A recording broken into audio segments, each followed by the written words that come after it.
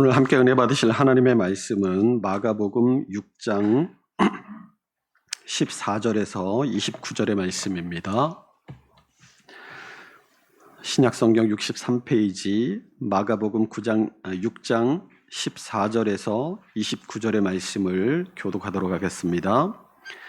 이에 예수의 이름이 드러난지라 헤롯 왕이 듣고 이르되 이는 세례 요한이 죽은 자 가운데서 살아났도다.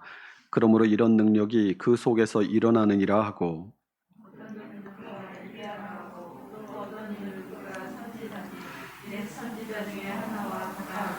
헤롯은 듣고 이르되 내가 목벤 요한 그가 살아났다 하더라.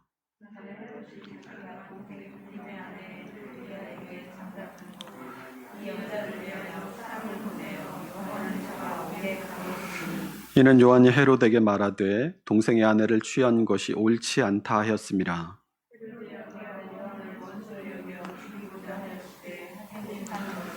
헤롯이 요한을 의롭고 거룩한 사람으로 알고 두려워하여 보호하며 또 그의 말을 들을 때에 크게 번민하면서도 달갑게 들음이로라.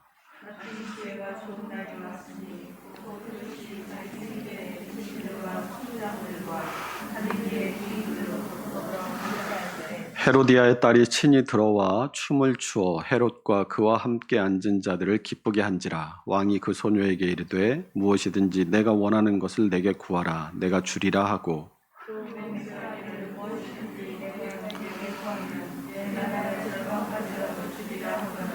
그가 나가서 그 어머니에게 말하되 내가 무엇을 구하리이까? 그 어머니가 이르되 세례 요한의 머리를 구하라 하니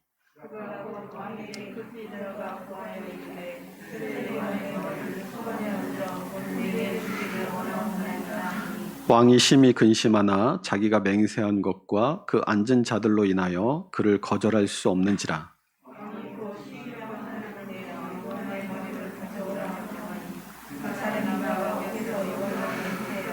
그 머리를 소반에 얹어다가 소녀에게 주니 소녀가 이것을 그 어머니에게 주니라. 요한의 제자들이 듣고 와서 시체를 가져다가 장사하니라. 아멘. 우리가 지난주에 예수님께서 제자들을 둘씩 짝지워서 권능을 주시고 세상으로 파송하신 사건을 함께 살펴보았습니다. 우리 마가복음 3장 13절에서 15절 말씀 함께 읽어볼까요? 또 산에 오르사 자기가 원하는 자들을 부르시니 나아온지라. 이에 12를 세우셨으니 이는 자기와 함께 있게 하시고 또 보내사 전도도 하며 귀신을 내쫓는 권능도 가지게 하려 하심이로라. 아멘. 예수님은 제자들을 부르신 그 이유대로 늘 제자들과 함께 해주십니다. 그리고 지난주의 말씀인 마가복음 6장 7절에서 13절의 말씀을 통해 제자들을 세상으로 파송하셔서 전도하게 하시려고 그것을 위해 권능을 제자들에게 부어주십니다. 늘 함께 하시고 권능을 주시는 주님으로 인해서 제자들은 두려움을 이기고 세상에 나가 하나님의 나라와 복음을 전했습니다. 제자들이 가는 곳마다 회개가 전파되고 귀신이 쫓겨가며 병든 사람들이 나음을 입습니다. 마가복음 6장 12절 13절입니다. 제자들이 나가서 회개하라 전파하고 많은 귀신을 쫓아내며 많은 병자에게 기름을 발라 고치더라. 아멘. 오늘 본문은 이러한 제자들의 사역의 결과가 무엇이었는지에 대해서 말씀하며 시작합니다. 14절 상반절을 보십시오. 이에 예수의 이름이 드러난지라. 제자가 스승이 가르친 바를 잘 따라서 좋은 평판을 얻으면 누구의 이름이 드러나죠? 스승의 이름이 드러나기 마련입니다. 우리도 주님의 말씀을 따라 행하며 세상으로부터 좋은 평판을 얻으면 누구의 이름이 드러나겠습니까? 예수님의 이름이 드러나게 됩니다. 그런데 우리가 주의 일을 열심히 했는데 주님이 드러나는 것이 아니라 내 이름이 드러나고 내가 관심을 받으면 어떻게 된 거예요? 내가 제자로서의 사명을 제대로 감당한 것이 아니라는 거겠죠. 주님을 위하고 교회를 위하는 것처럼 하지만 실상은 나 자신을 드러내기에 급급한 사람임을 스스로 증명하는 겁니다. 일은 내가 하고 수고와 헌신은 내가 하지만 주님의 이름이 드러나고 주님께서 영광을 받으시는 것, 그것을 기뻐하고 즐거워하는 것이 우리 그리스도인들의 삶이어야 할 줄로 믿습니다. 이 제자들의 사역을 통해서 예수님의 이름이 유명해지면서 이 예수라는 사람이 과연 어떤 사람인가 하는 것에 사람들의 관심이 집중되었습니다. 그 당시에 이 예수님에 대한 의견은 크게 두 가지였습니다. 본문 15절이 말씀하듯이 첫 번째는 그가 엘리야다라는 이야기와 두 번째는 그는 옛 선지자 중에 하나와 같다라는 것이었습니다. 마태복음 16장에서 베드로의 신앙 고백에 앞서서 예수님께서 제자들에게 세상의 소문과 평가에 대해서 물으십니다. 마태복음 16장 13절과 14절을 함께 읽어봅니다.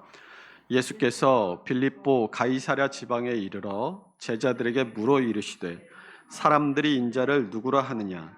이르되 더러는 세례 요한, 더러는 엘리야, 어떤 이는 예레미야나 선지자 중에 하나라 하나이다. 이 세상의 소문과 평가에 대해서 물으신 주님은 제자들에게 그러면 너희는 나를 누구라 하느냐라고 물으십니다. 이에 베드로가 마태복음 16장 16절을 통해서 주는 그리스도시요 살아계신 하나님의 아들이십니다라고 대답합니다. 이 베드로의 대답은 우리가 마가복음을 통해서 살펴본 대로 예수님께서 계속해서 우리에게 보여주고 계신 모습과 일치합니다. 주님은 그리스도, 구원자시요 전능하신 하나님의 아들이십니다. 마가복음은 그것을 계속해서 말씀해요. 그리스도 구원자이시고 하나님의 아들이신 예수님을 어떻게 하라는 거예요? 믿으라라는 겁니다. 그런데 이 세상의 관심과 평가, 그것과 또 다른 평가가 오늘 보면 16절에 나타나고 있습니다. 16절 보십시오. 헤롯은 듣고 이르되 내가 목벤 요한 그가 살아났다 하더라. 헤롯의 평가입니다.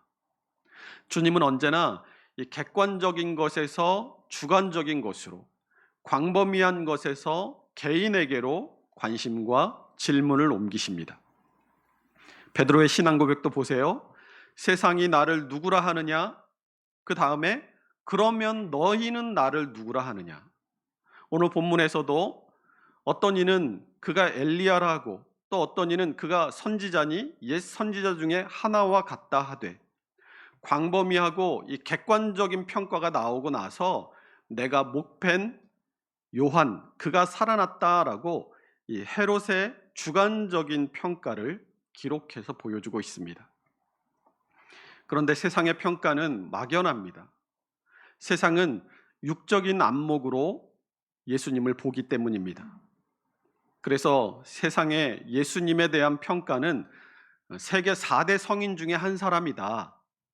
사랑을 강조한 인류의 위대한 스승이었다. 이 정도로밖에 인식하지 못합니다.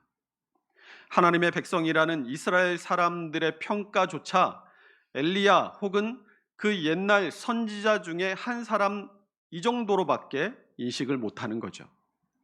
여기서 이제 갈라집니다. 예수님을 그리스도 구원자로 하나님의 아들로 믿는 사람과 죄와 두려움에 사로잡힌 사람의 평가가 완전히 갈라져요. 믿음의 안목을 가지고 예수님을 그리스도 구원자요 하나님의 아들로 믿었던 베드로는 주는 그리스도시요 살아계신 하나님의 아들이십니다라고 바르게 고백했습니다. 그런데 죄와 두려움의 안목으로 주님을 바라본 헤롯은 내가 목벤 요한 그가 살아났다라고 합니다. 죄와 두려움은 진리를 보는 우리의 눈을 가립니다. 우리 로마서 6장 16절에서 20절의 말씀을 함께 읽어보겠습니다. 너희 자신을 종으로 내주어 누구에게 순종하든지 그 순종함을 받는 자의 종이 되는 줄을 너희가 알지 못하느냐? 혹은 죄의 종으로 사망에 이르고 혹은 순종의 종으로 의에 이르느니라. 하나님께 감사하리로다. 너희가 본래 죄의 종이더니 너희에게 전하여 준 바 교훈의 본을 마음으로 순종하여 죄로부터 해방되어 의에게 종이 되었느니라. 너희 육신이 연약함으로 내가 사람의 예대로 말하노니 전에 너희가 너희 지체를 부정과 불법에 내주어 불법에 이른 것 같이 이제는 너희 지체를 의에게 종으로 내주어 거룩함에 이르라. 너희가 죄의 종이 되었을 때에는 의에 대하여 자유로웠느니라. 아멘. 죄와 두려움을 우리가 벗어 던질 때 우리는 영적인 안목을 가지게 되고 우리의 구원자요 하나님의 아들이신 예수 그리스도 그분을 바르게 인식하고 마주하게 될 줄로 믿습니다. 이처럼 헤롯이 예수님을 죽은 요한이 다시 살아 돌아왔다고 말한 데에는 죄와 두려움이 그를 사로잡고 있었기 때문입니다. 사실 헤롯은 세례 요한을 존경했어요. 헤롯의 부인인 헤로디아는 이 세례 요한을 원수로 여겨서 죽이고 싶어 했지만 헤롯의 보호 때문에 세례 요한을 죽이지 못했습니다. 우리 본문 19절에서 20절 함께 읽어볼까요? 헤로디아가 요한을 원수로 여겨 죽이고자 하였으되 하지 못한 것은 헤롯이 요한을 의롭고 거룩한 사람으로 알고 두려워하여 보호하며 또 그의 말을 들을 때에 크게 번민을 하면서도 달갑게 들음이러라. 아멘. 이 헤롯의 부인 헤로디아가 세례 요한을 죽이고 싶어한 이유는 헤롯과 헤로디아의 결혼이 정상적이지 않았기 때문입니다. 원래 헤로디아는 이 헤롯의 이복 동생인 빌립의 부인이었습니다. 성경에 보면 여러 명의 헤롯이 나오는데 오늘 본문에 나오는 이 헤롯은 헤롯 안티파스, 성경에는 헤롯 안디바라고 불리우는 인물입니다. 예수님 탄생 당시에 이 2살 아래의 영아들을 모두 다 죽이라는 명령을 한 헤롯이 나오는데 그 헤롯은 헤롯 대왕으로 불리는 인물이고 헤롯 대왕에게 10명의 부인이 있었는데 그 10명의 부인 사이에서 낳은 4명의 아들 가운데 이 헤롯 안디바가 이 헤롯 대왕이 낳은 4명의 아들 중에 한 명이었던 거죠. 헤롯과 이 헤로디아가 처음 만난 것은 헤롯 안디바가 AD 29년경에 이 로마로 여행을 가던 중에 팔레스타인을 지나가야 되거든요. 근데 팔레스타인의 해변 도시에 이복 동생인 빌립이 그곳에 분봉왕으로 해변 도시에 거주하고 있었는데 그것을 지나가면서 동생의 집이니까 그것을 방문을 했어요. 그런데 이 헤롯 안디바는 이미 결혼한 부인이 있었습니다. 그런데도 빌립의 아내였던 헤로디아와 사랑에 빠졌어요. 불륜에 빠진 거죠. 빌립이 이 죽은 후에 헤로디아는 자기를 좋아하게 된 이 헤롯 안디바가 그 안에 야심이 큰 인물이라는 것을 보고 그가 지금 살고 있는 부인하고 이혼하고 오면 로마로에서 돌아온 다음에 내가 결혼을 해주겠다라고 약속을 합니다. 불륜으로 동생의 아내였던 헤로디아와 결혼한 헤롯을 선지자인 세례 요한은 강하게 비판을 했습니다. 누구든지 형제의 아내를 데리고 살면 더러운 일이라고 율법이 말하고 있기 때문이에요. 레위기 20장 21절 함께 읽어봅니다. 누구든지 그의 형제의 아내를 데리고 살면 더러운 일이라. 그가 그의 형제의 하체를 범함이니 그들에게 자식이 없으리라. 이 세례 요한은 죽음의 위협을 무릅쓰고 하나님의 율법에 따라 헤롯 안디바의 결혼이 옳지 않다라고 비난한 것입니다. 우리 본문 17절과 18절을 함께 읽어봅니다. 전에 헤롯이 자기가 동생 빌립의 아내 헤로디아에게 장가든 고로 이 여자를 위하여 사람을 보내어 요한을 잡아 옥에 가두었으니 이는 요한이 헤롯에게 말하되 동생의 아내를 취한 것이 옳지 않다 하였음이라. 여러분, 죄는 반드시 또 다른 죄를 낳는다는 특징이 있습니다.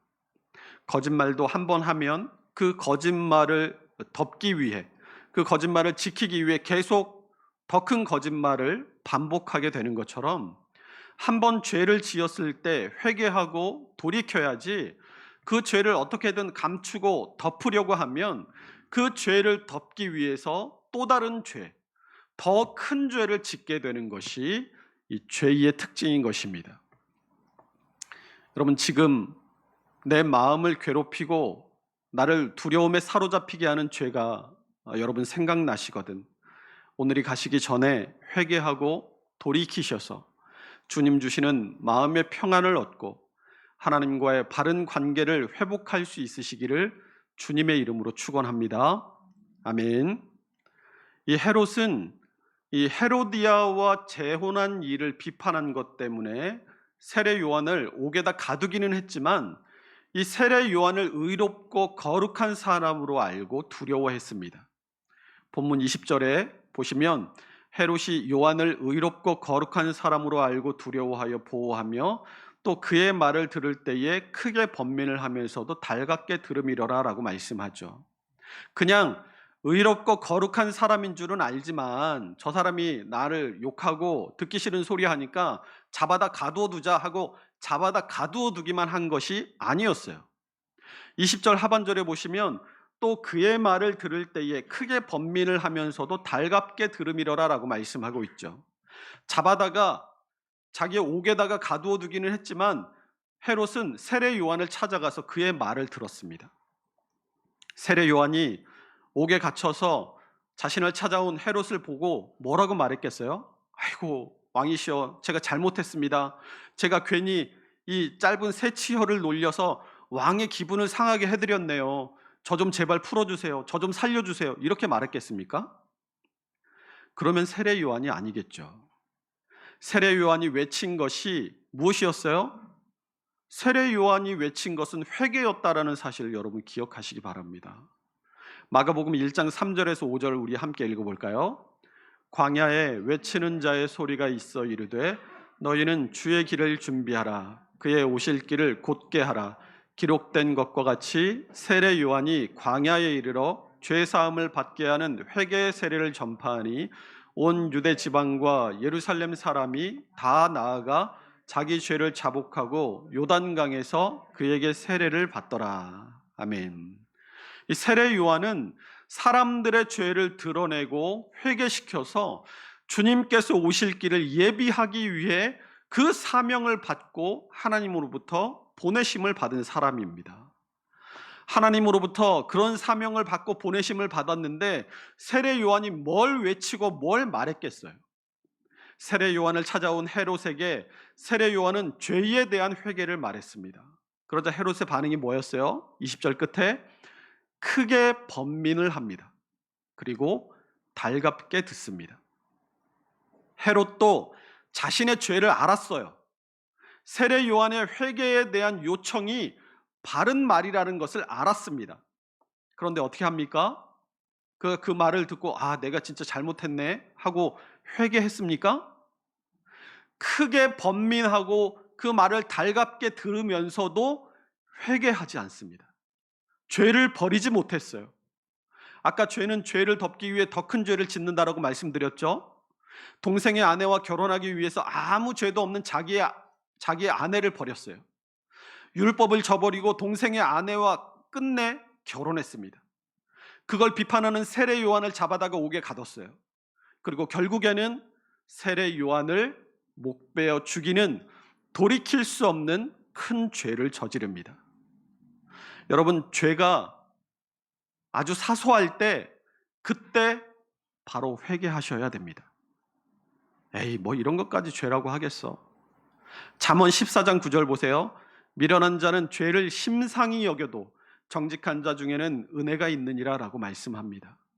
우리 마음에 뭐 이런 것까지 죄겠어, 뭐 이런 것까지 회개해야 돼, 이런 마음은 내가 지금 어떤 사람이라는 거예요? 내가 지금 미련한 사람이라는 말이에요. 사소한 죄라도 크게 두려워하는 마음을 가지고 그것을 빨리 떨쳐버리고 하나님에게로 돌아오면 정직한 자 중에는 은혜가 있느니라 라는 이 말씀처럼 하나님의 은혜가 늘 우리와 함께 하실 줄로 믿습니다. 누가복음 16장 10절이 지극히 작은 것에 충성된 자는 큰 것에도 충성되고 지극히 작은 것에 불의한 자는 큰 것에도 불의하니라 라고 말씀하고 있는데, 이 말씀은 죄에 대해서도 그대로 적용이 돼요. 지극히 작은 죄를 두려워하고 회개하는 사람은 부지중에라도 큰 죄를 짓게 되면 회개할 수 있습니다. 그런데 작은 죄를 심상히 여기고 회개하지 않는 사람은 큰 죄를 지어도 회개하지 않아요. 오히려 큰 죄를 작은 죄로 여기고 뻔뻔하게 고개를 듭니다. 그런 사람에게 하나님의 심판이 임하는 거예요. 하나님은 우리가 죄를 지을 때 여러 번 회개의 기회를 주십니다. 그런데 끝까지 우리에게 있는 죄를 관용하시는 분은 아니세요. 하나님의 긍휼과 자비를 무시하고 회개하지 않는 자에게 하나님은 반드시 그 죄에 대한 결과를 물으십니다. 끝까지 회개하지 않는 헤롯을 통해서 세례 요한은 결국 목숨을 잃습니다. 헤롯의 잔치가 열립니다. 본문 21절 함께 읽습니다. 마침 기회가 좋은 날이 왔으니 곧 헤롯이 자기 생일에 대신들과 천부장들과 갈릴리의 귀인들로 더불어 잔치할세. 자기 생일날 누구를 초대했어요? 첫 번째 대신들, 자기 신하들이에요. 두 번째 천부장들, 정복자였던 이 로마 군대의 높은 지휘관들입니다. 세 번째 갈릴리의 귀인들, 자기가 갈릴리의 분봉왕이거든요.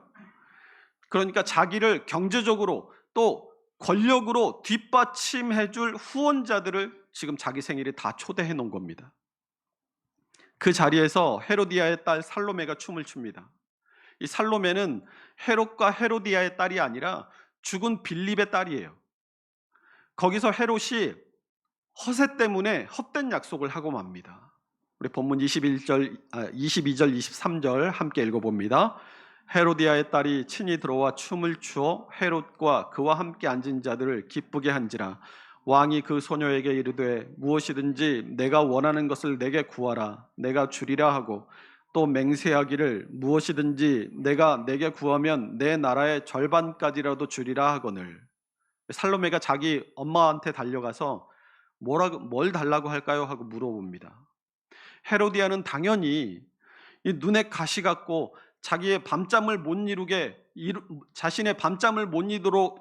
이루도록 자신을 괴롭게 한 이 세례 요한을 죽여서 그 입을 다물게 하는 게 소원이겠죠. 그래서 세례 요한의 목을 달라고 시킵니다. 26절입니다. 왕이 심히 근심하나 자기가 맹세한 것과 그 앉은 자들로 인하여 그를 거절할 수 없는지라. 헤롯은 세례 요한을 의롭고 거룩한 사람이라고 여겨서 차마 죽이지 못하고 있었는데, 자기가 허세를 부려서 뱉은 말은 있고 또 거기 배석한 사람들이 모두 자기의 강력한 지지자가 돼줘야 되는데, 그들의 앞에서 자기가 뱉은 말을 번복해서 자기 꼴이 우습게 돼버리면 저거 헤롯 별거 아니네, 우리가 저런 걸 후원해가지고 우리가 무슨 덕을 볼 수 있겠어? 이렇게 되겠죠. 최근 우리 대통령이 외국에 나가서 말실수한 이 정치 상황과 너무 닮아 있는데 얘기하지 않겠습니다. 여러분, 죄는 죄를 낳는다는 특징도 있지만 이 죄의 또 다른 특징은 자기를 버리지 못할 때 죄를 낳는다는 특징도 있어요. 예수 믿는 사람은 내 뜻, 내 의지가 인생의 기준과 인생의 목표가 아니에요. 예수님의 뜻, 예수님의 말씀이 우리의 인생의 기준과 목표가 되는 사람이 예수 믿는 사람인 줄로 믿습니다. 그래서 우리가 예수님 때문이라면 내 자존심, 내 생각 내려놓을 줄 알아야 돼요. 교회 안에서도 자존심 때문에 자기가 뱉은 말을 돌이키지 못해서 다른 사람들과 화합하지 못하고 척지고 다투는 사람들이 있습니다. 성도는 자존심이 아니라 주존심으로 살아가야 하는 사람들인 줄로 믿으시기 바랍니다. 나를 내세우기 위해 사는 사람들이 아니라 주님을 내세우고 주님을 높이기 위해 나를 버리는 사람들이 되어야 돼요. 그럴 때 나를 통해서 주님이 영광을 받으시고 나를 통해서 주님의 몸된 교회가 더 아름다워지고 평안을 누리게 될 줄로 믿습니다. 본문의 마지막 절을 보세요. 29절입니다. 요한의 제자들이 듣고 와서 시체를 가져다가 장사하니라. 너무 쓸쓸한 퇴장 아닙니까? 그러나 이것이 사명자의 퇴장입니다. 이스라엘의 위대한 지도자요 하나님의 사람이었던 모세의 퇴장 역시 단 한 줄로 기록되어 있습니다. 신명기 34장 5절과 6절을 함께 읽어봅니다. 예, 여호와의 종 모세가 여호와의 말씀대로 모압 땅에 죽어 벳부올 맞은편 모압 땅에 있는 골짜기에 장사되었고 오늘까지 그의 묻힌 곳을 아는 자가 없느니라. 모세는 40년이 넘는 세월 동안 온갖 고난과 역경을 이겨내고 이스라엘 백성을 하나님의 땅 가나안으로 인도했어요. 그러나 정작 본인은 가나안 땅을 밟아보지도 못하고 고작 가나안 땅이 멀리 보이는 이 비스가 산 꼭대기에서 가나안을 멀리서 바라볼 기회만 얻었을 뿐입니다. 그리고 유대인들이 가장 위대한 선지자로 여기는 모세는 그 묻힌 곳을 아는 사람이 없을 정도로 조용히 역사 속으로 사라져 갔습니다. 사명자는 죽지 않는다라는 유명한 말이 있습니다. 30년 동안 아프리카 내륙을 횡단하면서 오지의 복음과 문명을 전파해서 아프리카 선교의 아버지라고 불리우는 데이빗 리빙스턴이 한 말입니다. 언젠가 한 번은 리빙스턴이 사자에 물려서 큰 부상을 당했습니다. 심각한 부상 때문에 사람들은 리빙스턴이 죽을 것이라고 생각했어요. 그런 위기의 순간에 리빙스턴이 사명자는 그 사명을 다하기까지 죽지 않는다라고 말했고 그 말대로 그는 살아났습니다. 모세의 죽음을 기록한 신명기 34장 7절에 보면 모세가 죽을 때의 나이 120세였으나 그의 눈이 흐리지 아니하였고 기력이 쇠하지 아니하였더라라고 기록하고 있습니다. 사명이 그를 강하게 하고 사명이 그를 살게 한 것입니다. 우리 그리스도인들은 죽음을 사명의 완성으로 이해해야 합니다. 하나님께서 우리를 부르시는 그 날은 이 땅에서의 우리의 사명이 다하는 날인 것입니다. 그리스도인은 죽음을 통해서 이 땅에서의 삶을 마감하지만 죽음을 통해 영원한 하늘나라 천국에서의 삶을 새롭게 시작하게 됩니다. 그래서 이 땅에서 어땠고 저땠다의 평가가 중요한 게 아니에요. 오직 주님의 평가가 중요한 것입니다. 우리 신명기 34장 10절 함께 읽어봅니다. 그 후에는 이스라엘이 모세와 같은 선지자가 일어나지 못하였나니 모세는 여호와께서 대면하여 아시던 자요. 이 10절의 말씀은 하나님께서 친한 친구처럼 대하신 유일한 사람이 모세였음을 말해주는 거예요. 여러분, 누구의 평가가 중요한 것이 아니라 주님의 평가가 중요한 줄로 믿으시기 바랍니다. 역사가 위대하게 기억하고 많은 사람이 나를 알아주고 그런 거 중요한 거 아니에요. 주님이 나를 어떻게 기억하시느냐가 중요합니다. 세례 요한에 대해서 예수님께서 뭐라고 말씀하십니까?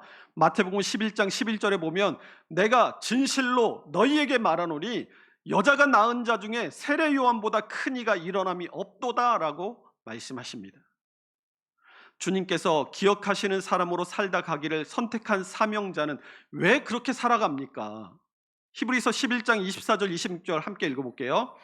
믿음으로 모세는 장성하여 바로의 공주의 아들이라 칭함받기를 거절하고 도리어 하나님의 백성과 함께 고난받기를 잠시 죄악의 낙을 누리는 것보다 더 좋아하고 그리스도를 위하여 받는 수모를 애굽의 모든 보화보다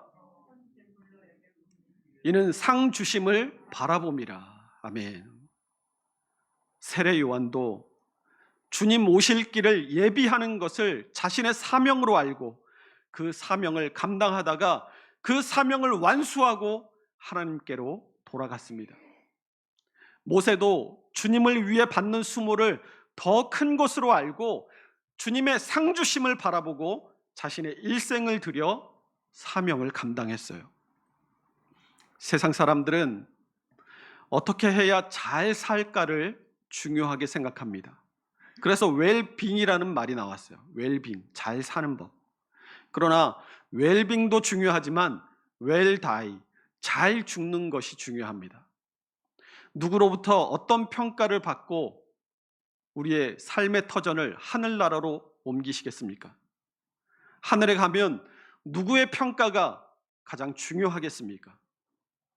우리 모두는 깨닫든 깨닫지 못하든 각자에게 맡겨진 사명이 있습니다.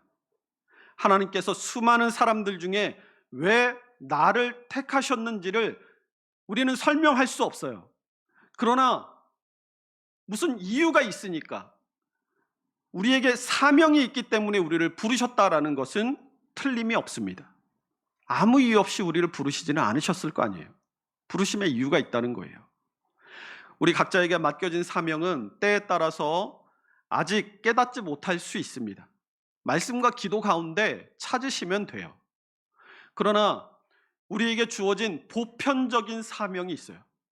우리 모든 예수 믿는 사람들에게 공통적으로 주어진 그리스도인이라면 당연히 져야 할 사명이 있다라는 거예요. 뭐겠어요? 하나님의 사람으로 살라는 거예요. 하나님의 영광을 위해 살라는 것입니다. 내가 무엇을 생각하든 주님의 영광을 위해, 내가 무슨 말을 하든 주님의 영광을 위해, 내가 무엇을 하든 주님의 영광을 위해 하는 것이 우리에게 맡겨진 보편적인 사명이에요. 복음을 전하는 일도, 주님의 몸된 교회를 이루는 일도 모두 주님의 영광을 위한 사명 안에 다 포함되는 일입니다.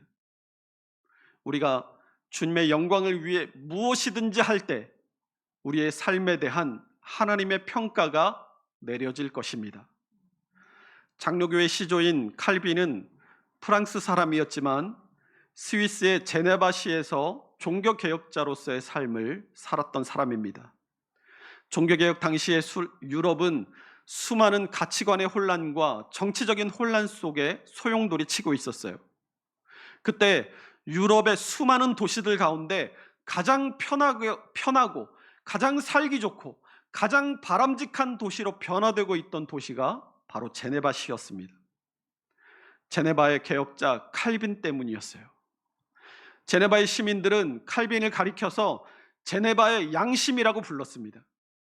칼빈은 종교개혁만 한 것이 아니라 제네바라는 한 도시의 문화와 정치와 그들의 삶의 모습을 다 바꾸어 갔어요. 칼빈이 그런 삶을 살 수 있었던 것은 자신이 하나님 앞에서 사명자라는 사실을 한시도 잊지 않고 살았기 때문입니다. 칼빈은 하나님의 부르심을 받은 우리 모두가 하나님 앞에서 사명자임을 잊지 말아야 한다고 말했어요. 그 사명자로서 살아가기 위한 삶의 방침으로 코람데오, 하나님 앞에서의 정신을 가져야 한다고 말했습니다. 코람데오를 따르는 삶은 다른 사람이나 세상 앞에서의 명예보다 오직 하나님 앞에서 하나님의 뜻을 구하고 분별하고 그 뜻에 따라 살아가는 삶을 의미합니다.